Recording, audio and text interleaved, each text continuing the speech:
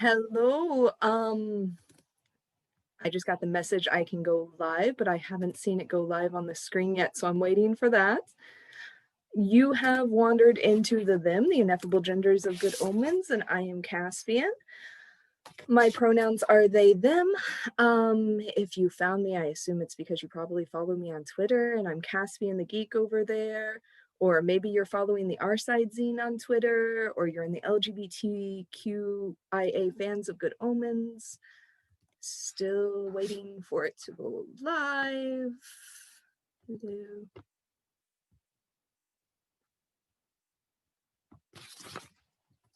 Bear with me.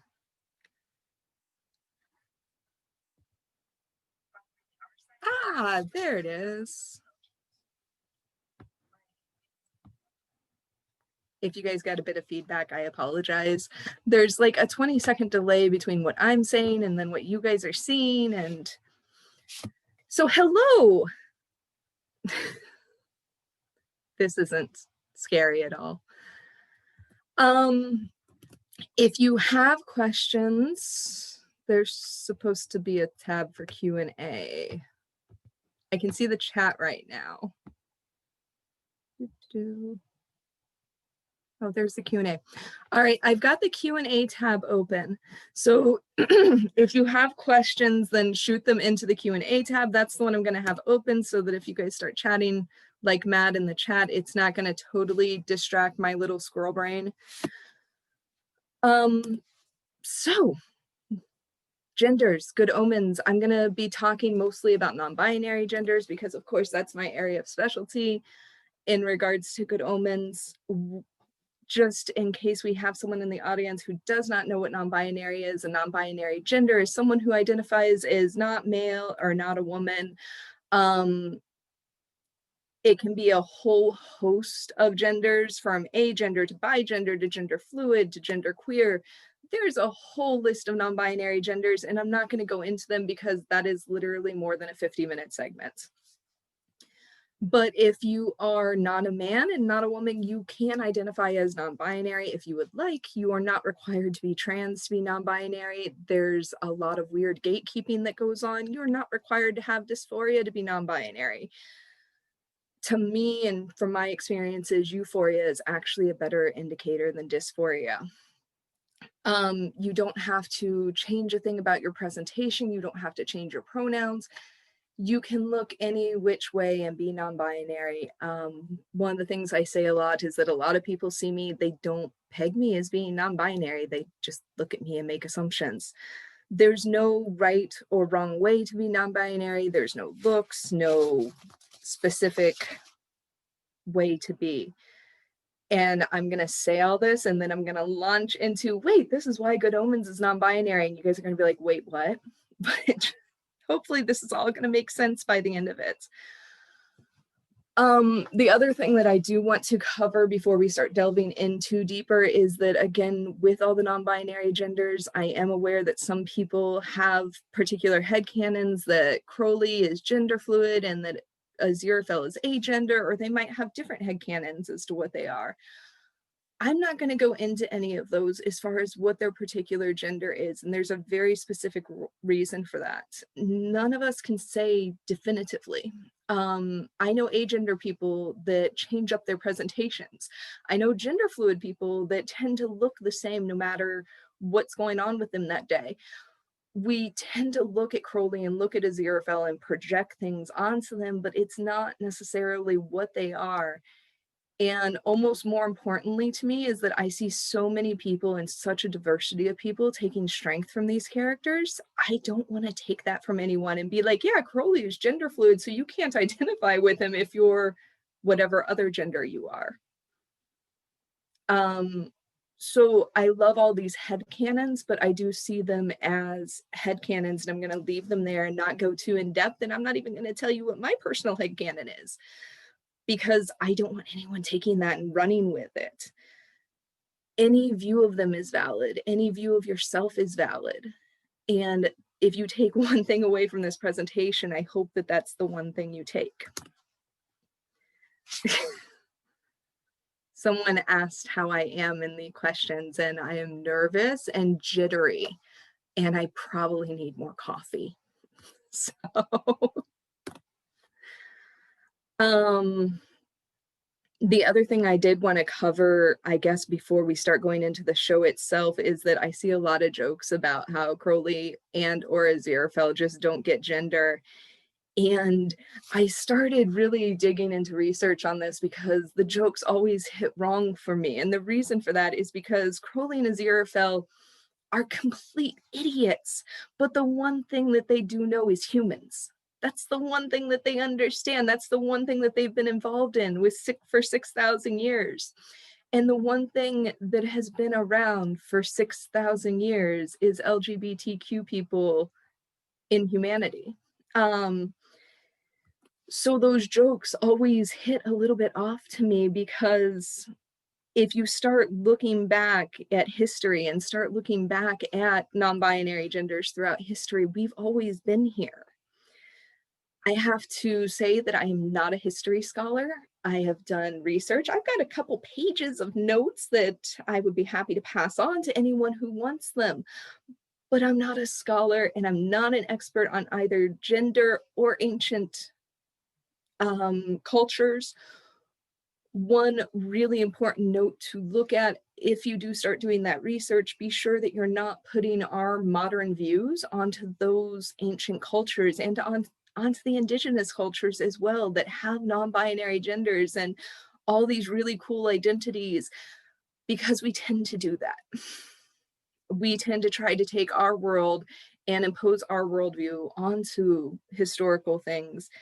And so we can look back at the Sumerians and their tablets that mention, specifically in my notes, I've got women who couldn't or weren't allowed to have children, trans women, intersex people, gay people, were all documented in the first writings that we have in human history.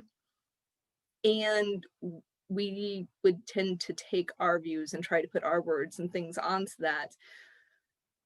But we can't understand those cultures and what the gender expressions and things like that were, because gender is a social construct and those social constructs are constantly changing.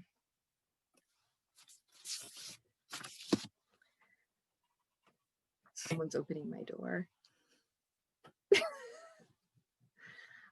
In case any of you are curious, my angel is currently putting emotional support stuffed animals in here for me, but I do have a zero plant here as well. So non-binary indicators, before I dig into this, I again want to say that there is no right way, there is no wrong way to be non-binary. Non-binary can and does look like anything. And now that I have said all that, there is a reason that many of us who are non-binary kind of cue off and we notice each other. And that's because there are indicators. And I was talking with a friend when I was putting together this presentation, and what that particular friend said was, we fall into the uncanny valley, but instead of faces, it's our gender. And people may not know exactly what it is or exactly what they're seeing or exactly what seems different, but it's there. My favorite example is back in July, I started a new job, and for the first few days at the new job, I live in what is still technically the South, and I was getting ma'amed, and it stopped by day 3, and I didn't ask anyone to stop. It just magically stopped. They magically figured out that they weren't supposed to do that. And the only assumption I can make is that they realized that it wasn't quite fitting, and I don't know why. But there's something there, and there's some sort of indicators to being non-binary, whether we like it or not. There's something that's slightly different, and there's some sort of gender indicators. So when we start looking at gender indicators and Good Omens, the one that everyone is going to go to first, and so we're just going to go ahead and knock it out and get it out of the way, is of course Crowley. Because Crowley's the one that's over there playing with genders like they're his neat toys, and we all love that. Specifically in both Golgotha and Nanny, Crowley's feminine presenting. Those were both intentional feminine garb. I know that someone asked me a while back whether I thought that Eden and the Ark was a feminine presenting, and actually I think it's a bit gender neutral, and it's a very interesting narrative concept when you look at that, because they both start out in this kind of gender neutral clothing Aziraphale goes more masculine, Crowley goes more feminine, and then starts bouncing around.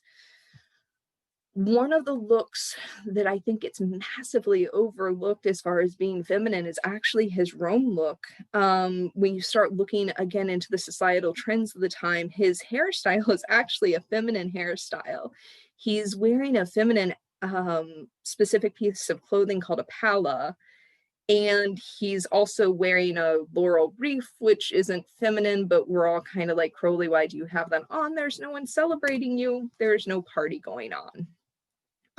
But so the Rome look is a very confused look, but it's also a very gender mixed look. When you start getting into the more modern eras, Crowley starts going more masculine for the 1700s, the 1800s, really, as you know, he was dealing with westernized culture and it being more binary. And then by 67, you've got him back in the hairstyle that's technically a guy's style, but it's the guy's style that everyone would say, "What are you, a girl?" Because it was long hair. Even though it was the popular style of the time, the older generations especially weren't all that fond of it. And then I tweeted out a couple weeks ago, and some people were very upset about this, that the Flash Bastard look is actually a very feminine look. He has a jacket with shoulder pads. He has a women's cut waistcoat. And the reason I noticed that is because I don't wear a women's cut waistcoat because would accentuate things I don't want accentuated. His scarf, his glasses, they're all from the women's department. It's a very feminine look, and yet we don't see it as much because we have our own internal biases that it's David playing the part. Modern Crowley is probably a little bit more on the masculine side, but again, we've still got the feminine scarf. The glasses are still from the women's department, things like that. And then you've got Aziraphale, and Aziraphale, unlike Crowley, presents masculine as far as dress the entire way through. But of course, we all know that line about how he's appears to be gayer than a tree full of monkeys on nitrous oxide. And like it or not, sexual identity is not a gender identity. Your sexual preferences are not a gender identity. But there have been many times throughout history that people have taken sexual preferences and pushed them into gender identity or vice versa. And I think that that's what you see happen with Aziraphale. People understand that something's off and they go, "Oh, he's gay."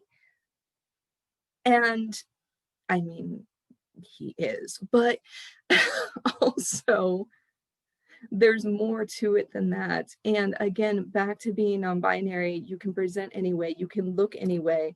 Aziraphale happens to present fully masculine, but his indicators happen to be more personalized, more behavioral based.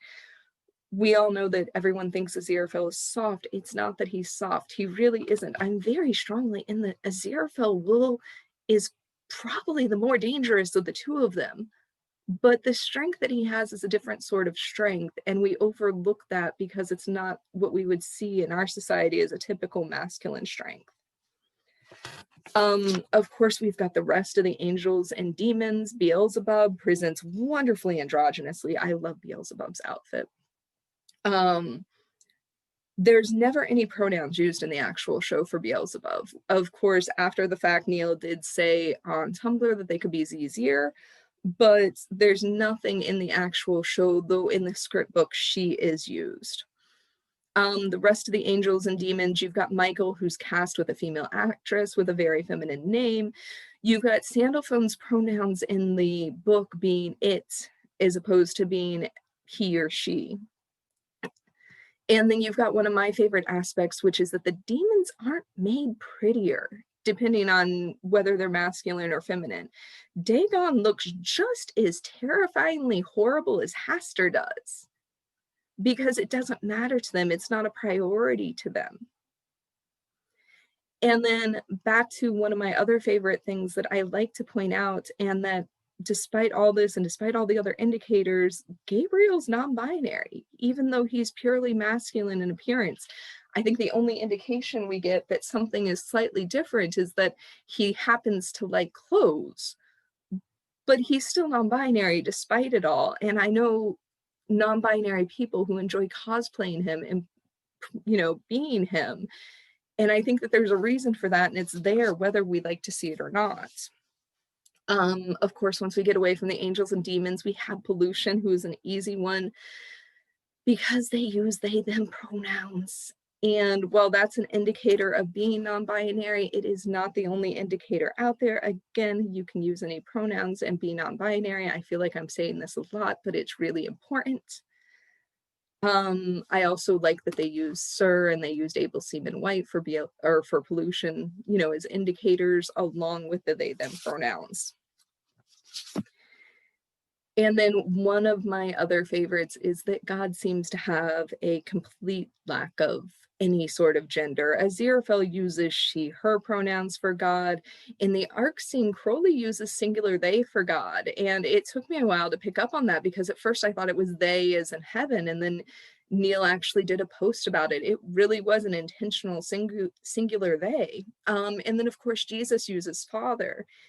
And so for gender fluidity, God is actually one of the best examples we have. Something that's also not noticed as much because I've seen the he and she cited for God, but in the beginning we see God speak to Aziraphale using a feminine voice. When Aziraphale calls the Metatron, he asks again, is that God? Despite the voice, despite it being drastically different. And so the gender fluidity runs throughout the entire show and through all the characters, and that's an important thing. And now that I've gone over all these really, really superficial indicators, because that's what they are, there are things you may or may not see that may or may not indicate one way. There's the one that's the most important one to me. And the most important one to me is that within a few days of seeing Good Omens, I was meeting non-binary people online that were saying, yes, I see myself within this show. I see myself here. This is what I look like. This is how I am. And the strongest indicator to me isn't any of the indicators that I can pull out, and I could even probably cite more than I've already cited.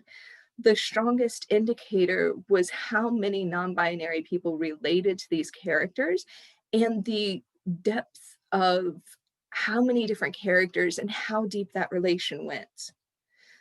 Because I've seen non-binary people that from day one were excited to play pretty much every angel and demon and pollution, of course. And that was exciting to me. And I saw everyone being really hesitant and quiet at first because it was a really cool experience and we were really excited. And so seeing that growth and seeing that change and seeing people being excited about these non-binary characters really is what indicated to me more than anything. And to be honest, that's why I get frustrated when people say it's not canon, because this is what people look like day to day in their life. This is what people live like. This is what they're relating to. And just because they don't come out and say it, well, I don't walk around with a sign on my head every single day, and that's okay. I don't have to, because I am what I am. And so this goes into it being real non-binary representation and how does it feel in the real world, and that actual feeling of going about your day-to-day life. And this is what I look like. This is what I look like when dealing with my problems. Because if I'm dealing with a pending apocalypse, I'm probably not going to stop to have a gender discussion. I mean, I like talking about gender. It's fun. But when I'm dealing with the problems that life is throwing at me, I'm not going to sit back and start discussing, well, what do you think about this? And no, I'm going to go deal with my problems. And that's actually a really wonderful thing, because we've all seen stories that are about coming out. They're about gender identity. They're about sexual identity. And we're all sitting there going, oh, this is exhausting. Because we've all had those feelings. We've all had similar struggles, if not the struggles presented on the television. And we all know that, yes, coming out is a process and coming out is hard. And sometimes it's really nice to not have our entire lives be about that. And so it's really wonderful that Good Omens offers a show where not everything is about that. And instead, it's just non-binary characters going out and living their lives. That's why it's important. That's why it's canon. That's why I'm going to continue to argue if anyone calls it out as queer baiting or as inaccurate. Now, having said that, I understand it's not the perfect representation for everyone. There are going to be non-binary people that look at Good Omens and they go, that's not me. And that's all right. Because as we've covered, there is a huge variety of non-binary people. There are so many different ways to be non-binary. And so it's okay if this is not your representation, but it's really important and vital to leave it for the people who it is their representation. It's really important to not erase the people to whom this is important to. And we need different types of representation. We need different views of representation. We need different, so it is such a wide and diverse, and there are so many different types of people, and it would be foolish to look at Good Omens and say this is the only type of representation. That doesn't mean that it's not representation for some people. And I'm excited to see further non-binary representation, whether it's Janet in the Good Place going not a girl, or whether it's Steven Universe, or if it's Loki, or if it's I'm really excited that Star Trek has finally cast a trans actor and a non-binary actor to play trans and non-binary parts. And all of those are going to be excellent examples of representation, and they're all going to be different than what Good Omens representation was. And that's important because we need all those different types of representation. And I hope that this is just a stepping stone. But I know that for some of us, it was the perfect one where we looked at it and said, oh, yes, that's me. And I'm very glad for that.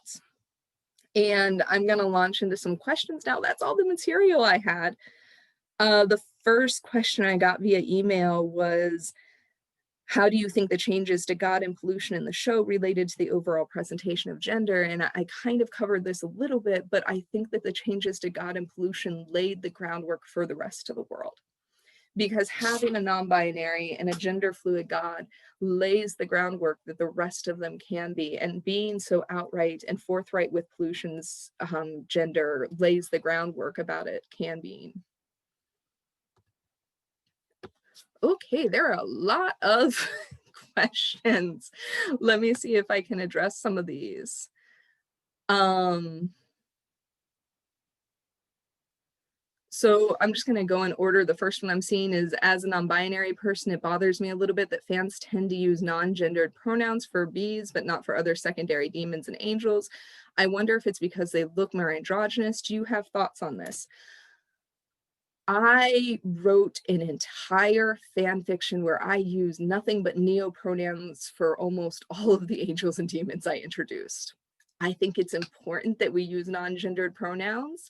I think that the use of neo-pronouns should be more popular in this fandom, but I also think for a lot of people, they sink back to whatever is more comfortable.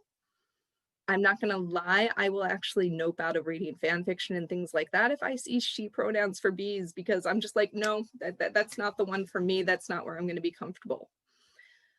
I would like to see more of it, but I can't control what other people write, and what they're writing is important to them. So my notes, if you guys would like, I would be happy to post a link to them on Twitter later. I do need to clean them up. But if you follow me at Caspian the Geek on Twitter, I will make sure that they're up. Opinion that they didn't cast any actual non-binary or trans actors. It would have been lovely if they had. I wish they had thought to. I'm not going to say that this production was perfect. It wasn't, because nothing is perfect. I wish they had cast some non-binary or transgender actors or actresses. They didn't. That's about the extent of my opinion on that one.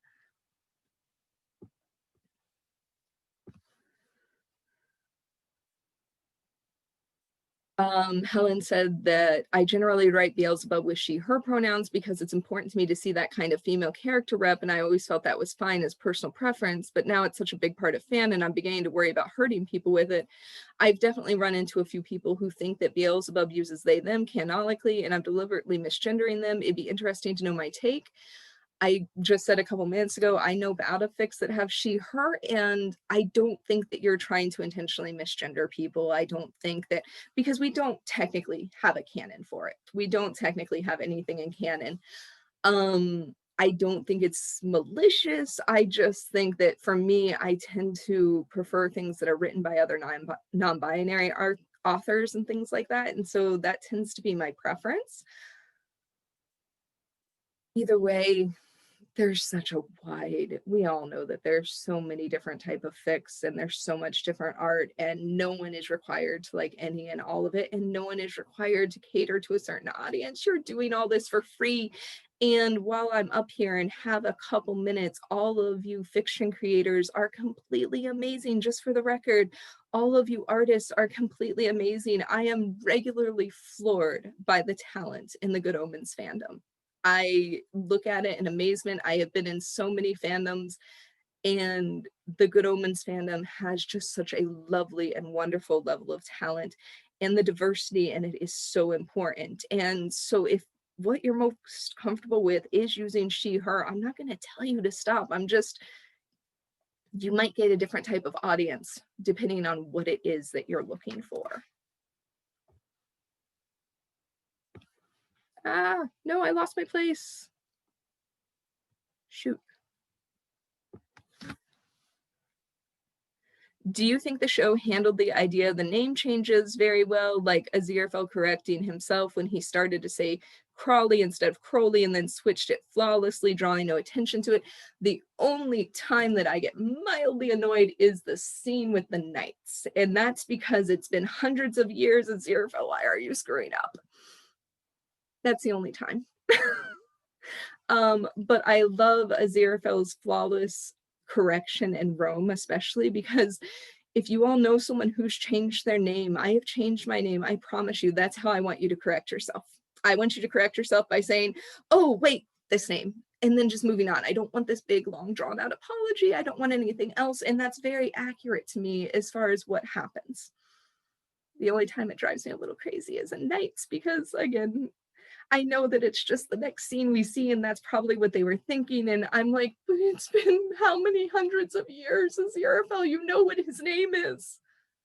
I also love how casually Crowley changes his name, because there's different ways of doing it. And I love that Crowley just, oh, I've changed it, and how easily Aziraphale accepts it. And then, of course, in the Blitz scene, I love that he comes up with, oh, Anthony, oh, I'll get used to it. And it's just a calm acceptance. And I promise you all, if you know anyone who changes their name, that's what they want. They want you to just happily accept their new name.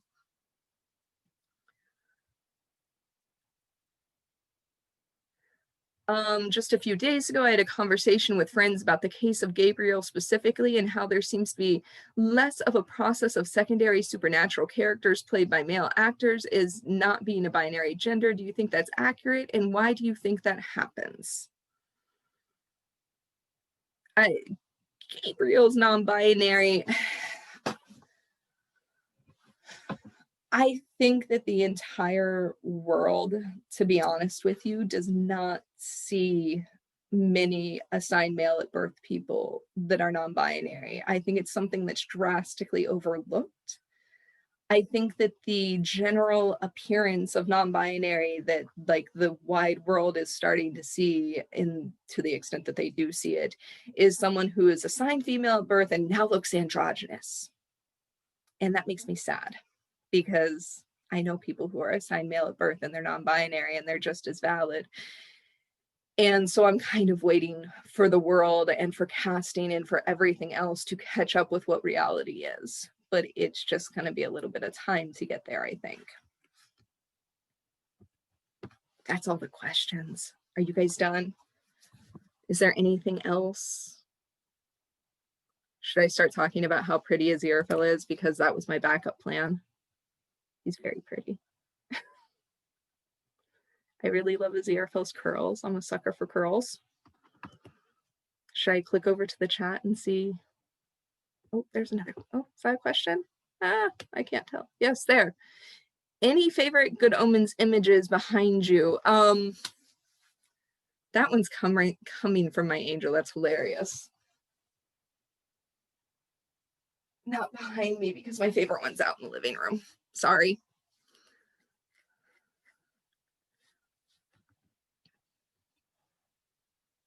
Do I have an opinion on the headcanon that Brian is non-binary because Brian stands opposite pollution and God never uses any pronouns for Brian? It's important to me because they would be the only human non-binary character. Brian might be non-binary. He is 11 years old. At 11, I was way more interested in superheroes than I was about gender. And Brian might be too. But if you want a headcanon, Brian is non-binary, I fully encourage it. My favorite personal headcanon is non-binary warlock, and I have used that in fictions before. Any of them could be non-binary, and I wish that one of the humans had been included as non-binary.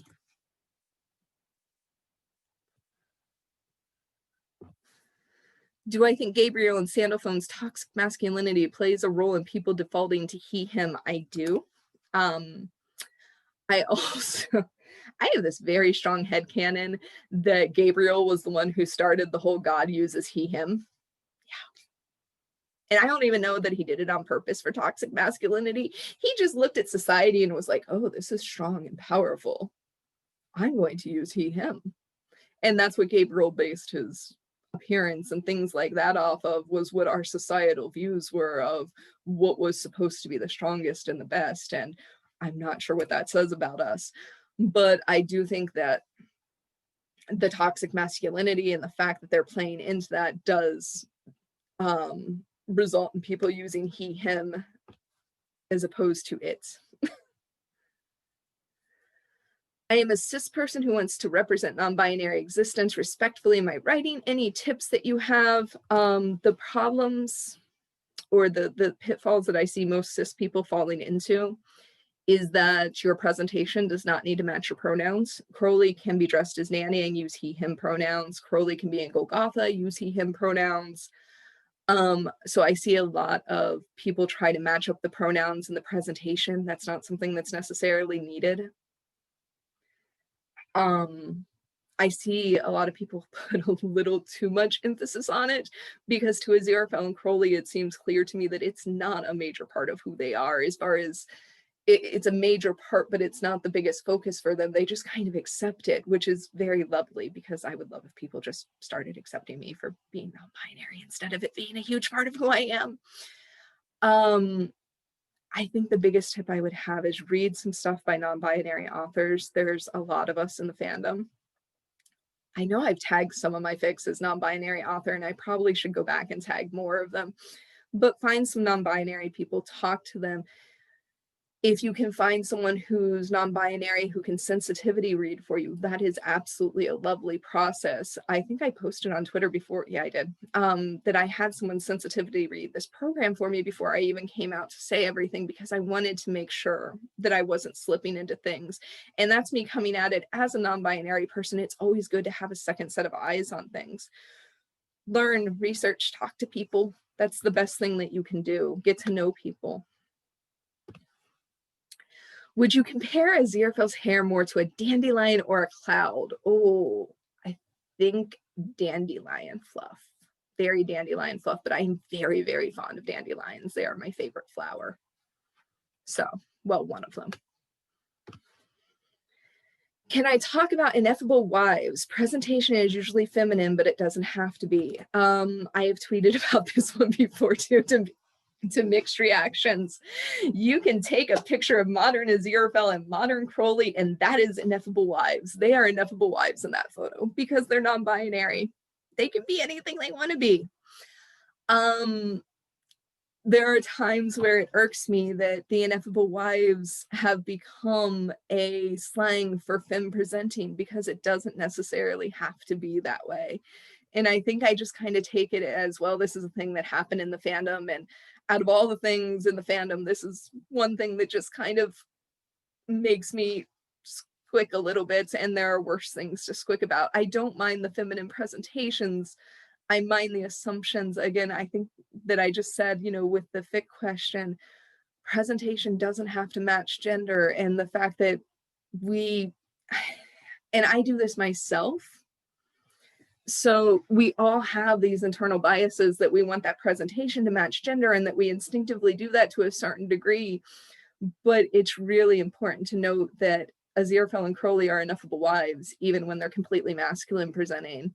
And they're ineffable husbands, even when they're completely feminine presenting, if they want to be. They're whatever they want to be.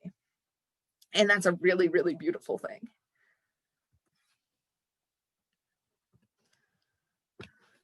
Oh, I keep losing my spot in the chat. I'm here, I swear.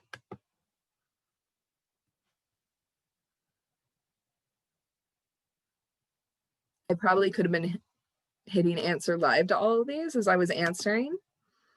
And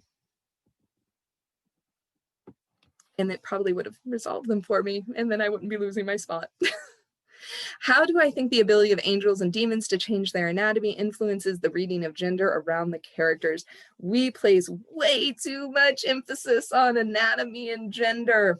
But I do think that it's at least made people stop and pause and be like, oh, they can be different things. I hate that so much emphasis is placed on anatomy when it comes to gender, because it doesn't matter. It's not accurate.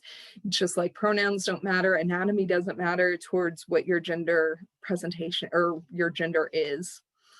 So I love that we have this wide breadth and depth of anatomy and different presentations. And I wish that we weren't imposing so many gender views onto them. But that's me in my head and wishful thinking. And one of these days, I'm gonna hit answer live and oh.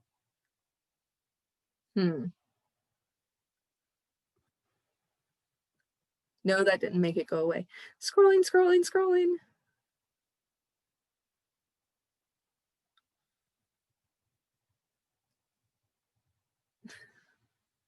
Oh, thank you. It's nice to hear I'm doing well, because I'm over here like, what am I doing? So it's always good to hear that. How do I think that Good Omens the book would have been if it was written 30 years later? I think it would have been different, and I think that Neil and Terry probably would have been able to be more open in writing an actual relationship between the two characters and in discussing gender a little bit more in depth. And I love both of their writing, and I think that we would have gotten more depth in the book had we not. Okay, Rachel told me answer live does make it go away. It's just a little slow. Good. So I think we would have gotten more depth in the book had we been living in a different society. But I think that's something too that there's an age difference here, and I'm 37 years old. I remember what it was like in even the 90s and being queer in the 90s and the differences between that and today. And it's pretty drastically different. And the things that we said and the indicators we used, and it was a different world, and I'm very glad it was a different world. I'm glad that my kids are being raised in a different world, and it would have been fascinating to see what the book would have been like then.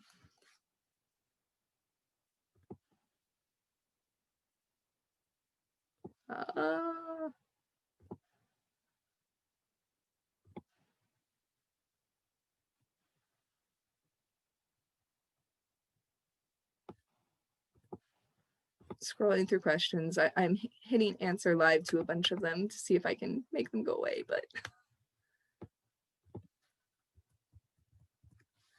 I personally don't think that Good Omens is good LGBT rep as a queer person, because it's not shown in the show and only as word of God. I don't think it's queer baiting, but that lays in the middle ground. I think sometimes fans tend to mix up the actual canon rep and what the show and characters mean to them and what the fandom made out of it. And I'm really happy that people see themselves in the characters and draw comfort from it.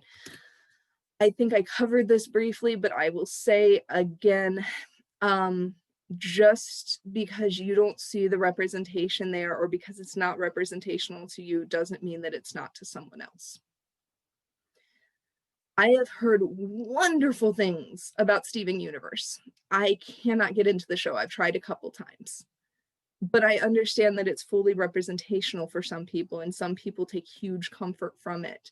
I don't know how word of God it is versus what's shown in the show, because again, I can't get into it as much. I don't go into their fandom and say, well, it's not representational. I understand the hesitation. I understand because I've been here for all the queer baiting. Again, I'm an old fandom person. This is not my first fandom, folks. I understand the hesitation about queer baiting. I understand the hesitation about not being shown things, about it being word of God after the fact. The example I used in one of the articles I wrote was J.K. Rowling. I know we all hate her, sorry.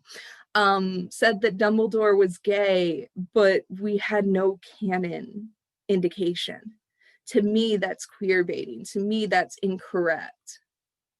Neil and Douglas and company simply confirming what so many people already saw, to me, is representational. And you're allowed to have that opinion, but I really do wish that people would stop trying to foist that opinion on everyone else. And if someone comes and says, this is what representation feels like to me, this is what my life feels like to me, let them have that, because it's important. And I know you're thinking that people took it after the fact, but I didn't take it after the fact. I sat there in silence the first time I watched the show and just stared. It wasn't what the fandom created, and what the fandom created has been, I will say again, some of the most gorgeous and beautiful art and stories and representation and everything else. But the story's still there in canon, at least for me. And I'm not forcing that on anyone else. I'm not saying that this has to be your form of representation. But for those of us who we look at and say, this is us, it's erasing us when you say, well, that's not representation. It's the same as the frustration I feel when I go out and about and I get misgendered on a day-to-day basis because people don't see me. And when I hear people going, well, it's not canon, that's the feeling that I get from that. So I understand your opinion. I respect that you have that opinion.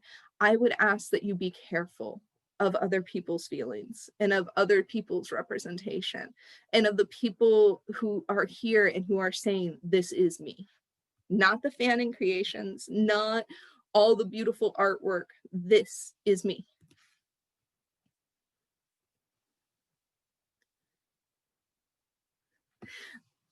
I love that they can change around their efforts. Yes, it's cool. I wish I had that talent. That's a very, very cool talent.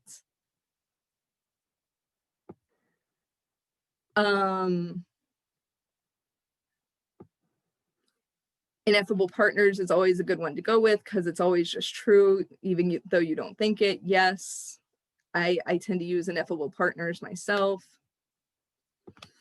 I find it a bit confusing that some people in the fandom will use feminine presenting to mean has boobs rather than being about a dress, etc. Yes. There are a few fandom artists that draw Crowley and Aziraphale exactly as they appear in the show, but wearing dresses, and those people make me very, very happy.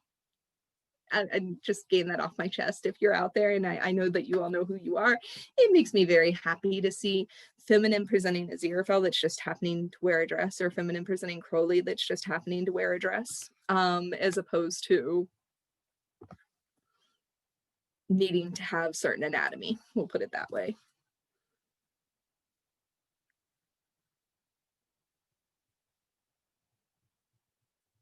I agree with Kipper. It's great that we have such great, wonderful fandom space that is so full of non-binary people experiences art, but the importance of canon representation is that it can be read as non-binary, queer, even by people who aren't looking for the cues and hints.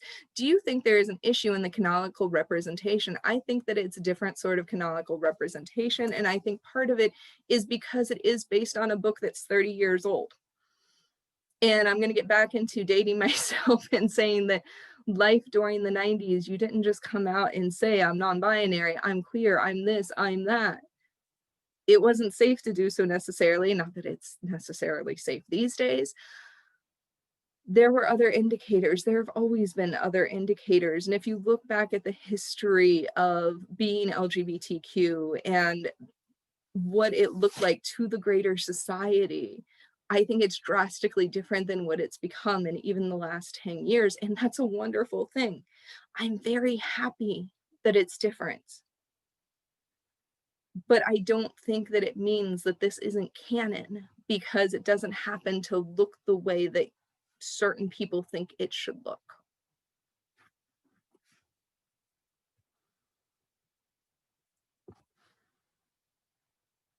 I don't know if it's a good place to ask, but I'd like to write a human AU where Crowley uses he, him pronouns, but his presentation is more gender fluid. Can I say that he's non-binary? Could you please explain how non-binary and gender fluid are related? Could these two terms be used interchangeably, or are these two completely different things? Okay, first of all, if you want to do a human AU, you can make Crowley and Aziraphale any blessed gender you want, whether that is male, female, non-binary, or anything else. Knock yourself out. I will not stop you. I love trans Crowley and human AUs as far as a concept. I personally don't read human AUs, but I love that the concept. Non-binary and gender fluid. Non-binary is an umbrella term. Anything that is not male, not strictly male, and not strictly female falls under the non-binary term. Gender fluid is a type of non-binary that can encompass other non-binary identities. So a gender fluid person can change their gender, and they might be binary gender fluid. They might be strictly male, female. They might be different types of non-binary gender fluid. Gender fluid just means that you move between at least two genders, as opposed to being one particular non-binary gender or one particular binary gender. And I just got a 4-minute warning. Do we have any other questions? But yeah, gender fluid and non-binary, they're complicated terms, and gender fluid can be used to be just moving between. It can be used as basically a verb, I guess, to be moving between genders, or it can be an identity. So it depends on how you're looking at it. And gender fluid people, that fluidity in their gender, from my understanding, could be anything from minutes later you're feeling different, to hours later, to days later, to months later. There's no right or wrong way to do it. So, but I will say that having answered that, I am not a gender fluid person. I just know some gender fluid people, and I've tried to pick up what I can and understand what I can.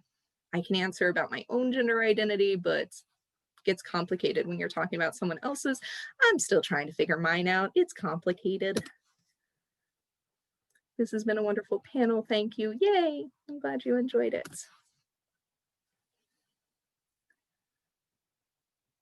It got quiet.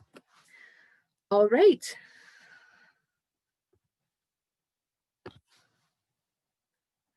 I'm going to go ahead and wrap the panel up. Thank you all. I shouldn't say you guys. Thank you all for coming. If you need me, I'm happy to answer more questions again over at Caspian the Geek on Twitter. I do say that I've got an open inbox if you have questions, especially about gender and Good Omens. I don't know everything, but I can try to point you in the correct direction, and I can try to answer to the best of my ability. So I think that's it. I'm not sure. Rachel, can you cut me off? What do we need to do?